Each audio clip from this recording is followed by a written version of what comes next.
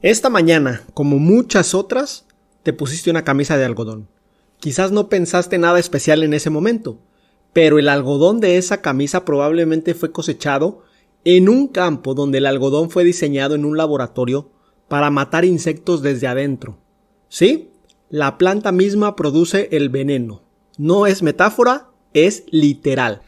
Cada año se consumen en el mundo más de 25 millones de toneladas de algodón transgénico. El 80% del algodón en el mundo es modificado genéticamente. Tú lo usas en ropa, sábanas, toallas y cuanta prenda de vestir utilices. Lo tienes pegado a la piel casi todo el día. De hecho, a menos que gastes más dinero en comprar algodón que no es transgénico, seguramente el algodón transgénico te acompaña en todos los días de tu vida. Bueno, eso es el resultado de décadas de narrativa muy bien construida y de una historia que muy poca gente conoce. Hoy vamos a contarla.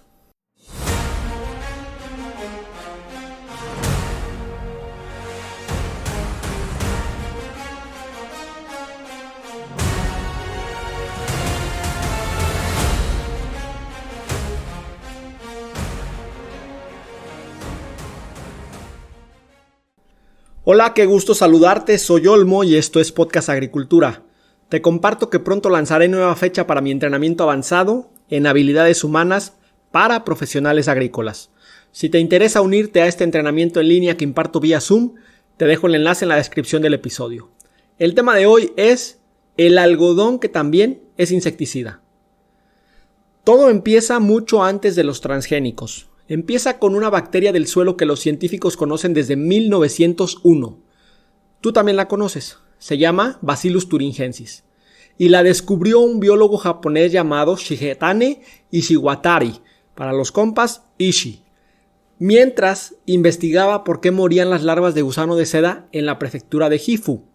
Ishi aisló la bacteria, publicó su hallazgo y desafortunadamente el mundo académico lo archivó, a nadie le interesó.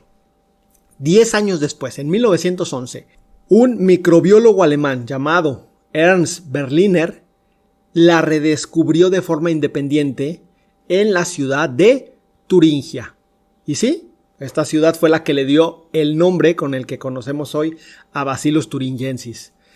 Berliner observó que la bacteria producía algo en su interior, unas proteínas cristalizadas que resultaban letales para las larvas de mariposas y polillas.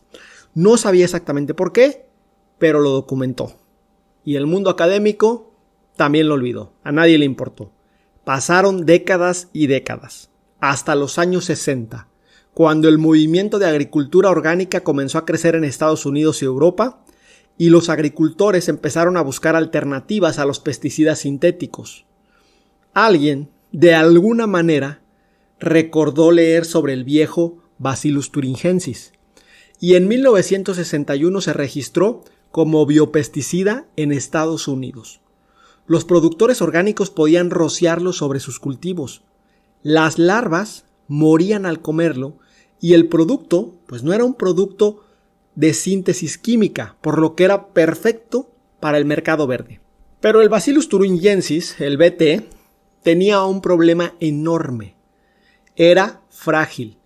La luz ultravioleta lo degradaba en cuestión de días y había que estarlo aplicando de manera muy repetitiva porque su efectividad era más bien inconsistente. Para un agricultor convencional a gran escala, esto no era económicamente viable. Entonces llegaron los años 80, ¿sí? La década de 1980, y con ellos la ingeniería genética.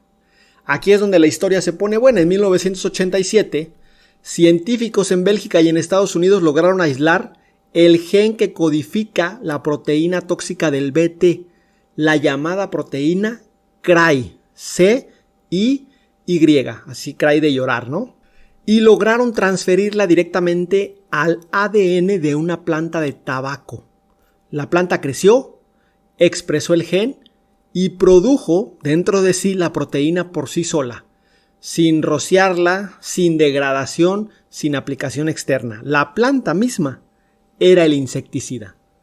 En 1996, y este nombre es el nombre más odiado del agro, Monsanto lanzó al mercado el algodón Bollgard. Este era el nombre de la variedad. ¿Qué era Bollgard? El primer algodón transgénico con el gen BT aprobado para uso comercial en Estados Unidos. Ese año, agricultores en Alabama y en Mississippi lo sembraron por primera vez. Y lo que vino después cambió la agricultura mundial para siempre, de una forma en la cual todavía estamos aprovechando las ventajas que esa investigación nos dio. Hay algo que Yusuf Ismail, un agricultor de Maharashtra, India, recordó en una entrevista que le hicieron en 2002, 6 años después de que el algodón BT llegara a su país. Dijo que antes del BT, él y su familia pasaban hasta 8 horas diarias aplicando insecticidas en el campo durante la temporada de gusano bellotero, que los niños a veces ayudaban en campo y que el olor a químico nunca se iba de su ropa. Con el BT, eso se acabó. Lo que Yusuf describía no era solo una mejora técnica, era un cambio radical en su vida cotidiana. Y ese cambio, multiplicado por millones de agricultores en India, China, Pakistán, Brasil, México y muchos otros países, es exactamente lo que explica por qué el algodón BT no tardó 50 años en conquistar el mundo. Tardó menos de 10 años. El mecanismo es tan elegante que parece diseñado por alguien con sentido del drama. La bacteria BT produce en su interior unas proteínas llamadas CRY. Yo te dije hace rato del inglés, pues llorar, así se escribe, pero realmente la abreviatura proviene de cristal, porque forman cristales microscópicos. Esas proteínas son completamente inofensivas para casi todo ser vivo. No le hacen nada a humanos, aves, mamíferos, peces y la mayoría de insectos benéficos. Pero en el estómago de ciertas larvas, especialmente de lepidópteros como el gusano bellotero o el gusano rosado, ocurre algo muy específico. El pH alcalino del intestino de esas larvas activa la proteína. Una vez activa, se une a receptores específicos en las células del intestino, perfora la membrana celular y literalmente rompe el sistema digestivo del insecto. La larva, por lo tanto, deja de comer y muere en horas. Ahora imagina ese mecanismo instalado directamente en el ADN de la planta de algodón. Cada célula del tallo, de la hoja, de la bellota, produce esa proteína. No importa en qué parte muerde el insecto, está condenado desde el primer bocado. Lo que hizo la ingeniería genética fue tomar ese gen bacteriano, el que codifica la proteína, que en este caso es la proteína CRY, CRY1AC. En el caso del Bollgard original, o sea, este primer producto, pues lo que trabajaba era esa proteína. Y básicamente colocarlo bajo el control de promotores vegetales que aseguraban su expresión constante. La planta, por lo tanto, no necesitaba ninguna señal externa. Producía la toxina todo el tiempo en todos sus tejidos. Y aquí viene el toque de geopolítica que ya sabes que tanto me gusta. India adoptó el algodón BT en 2002, después de años de debate político feroz entre si adoptarlo o no adoptarlo. Las primeras evaluaciones mostraron reducciones de hasta el 50% en el uso de insecticidas en zonas con alta presión del gusano bellotero. Los rendimientos, por lo tanto, subieron. Y el ingreso neto de los agricultores pequeños mejoró de forma documentada en múltiples estudios realizados por el Instituto Internacional de Investigación sobre Políticas Alimentarias. Pero con el tiempo aparecieron resistencias.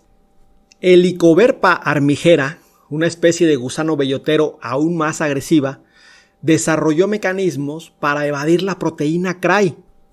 En 2010, los científicos en Gujarat, India, reportaron las primeras poblaciones resistentes. ¿Cuál fue la solución de la industria? Pues lanzar el Bollgard 2. Este producto tenía 2 proteínas CRY simultáneas para dificultar la resistencia. Y luego, por supuesto, vendría el Bollgard 3. Este no es un ciclo de villanos ni de héroes, es el ciclo natural de la evolución de las plagas bajo presión selectiva. China tomó una ruta diferente a India. China adoptó el BT masivamente en los años 2000, pero a la par empezó a desarrollar sus propias variedades con apoyo estatal. El Instituto de Ciencias Agrícolas de China creó líneas propias de algodón BT, reduciendo su dependencia de semillas patentadas por empresas occidentales. Hoy, China es el segundo mayor productor mundial de algodón BT y tiene una cartera propia de tecnologías transgénicas que no dependen de Monsanto o de Bayer ni de ninguna empresa occidental. México, que es productor histórico de algodón en Sonora y Chihuahua, también adoptó el algodón BT en los años 2000. Los datos del INIFAP muestran reducciones sostenidas en el uso de pesticidas organofosforados en esas zonas, por lo que, pues de una u otra manera se tuvieron ventajas al disminuir la aplicación de este tipo de productos en campo, pero curiosamente pues no hubo, deja tú ya ruido mediático, no hubo ni siquiera murmullo mediático. Es decir, el algodón BT redujo de forma medible el uso de insecticidas en millones de hectáreas alrededor del mundo. Algunos de esos insecticidas, los que reemplazó, eran altamente tóxicos para humanos, abejas, aves, suelos y todo lo que se moviera en campo. La adopción masiva del transgénico tuvo un efecto ambiental que en muchos contextos fue positivo. No en todos, no siempre, hay que aclararlo, y obviamente pues esto trae dependencia tecnológica que también genera problemas reales de soberanía semillera. Pero pues ya sabemos que en este tipo de temas no hay ni totalmente blanco ni totalmente negro. 3 datos para finalizar este episodio. El gusano bellotero, Helicoverpa armigera, el principal enemigo del algodón convencional, también ataca tomate, maíz, soya, girasol y garbanzo. Es uno de los insectos plaga más destructivos del planeta, con presencia en más de 60 países. El algodón BT, que fue diseñado en parte para contenerlo, y en muchas regiones fue algo que logró, también provocó un problema secundario, primario para las personas que tuvieron este problema, que fue que al realizar este control, desplazó la presión de la plaga hacia otros cultivos vecinos donde los insectos resistentes tuvieron que migrar para sobrevivir. Segundo dato, en los años 90, durante la crisis del gusano bellotero en el sur de Estados Unidos, los agricultores de Texas perdían hasta el 30% de su cosecha anual.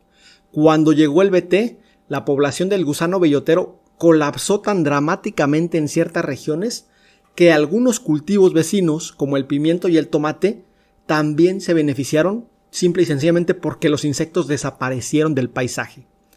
Un efecto positivo, un efecto negativo. ¿Ves? O sea, no hay ni blanco ni negro en esto. Último dato. Hoy en día el algodón que llevas puesto no requiere etiquetado transgénico en casi ningún país del mundo.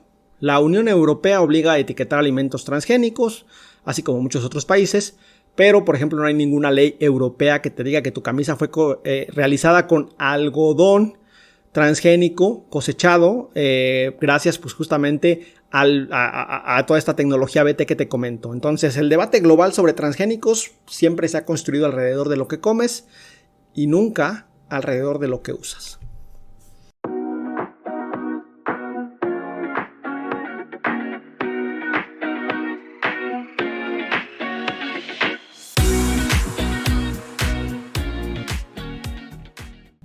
Hasta aquí el tema de hoy, espero que te haya resultado interesante. Si eres un profesional o una profesional agrícola con amplio expertise técnico, pero sientes que necesitas mejorar tus habilidades humanas, entonces te invito a escuchar Agricultura Profesional, mi podcast sobre habilidades humanas para profesionales agrícolas, porque el agro avanza cuando su gente también avanza. Hasta luego.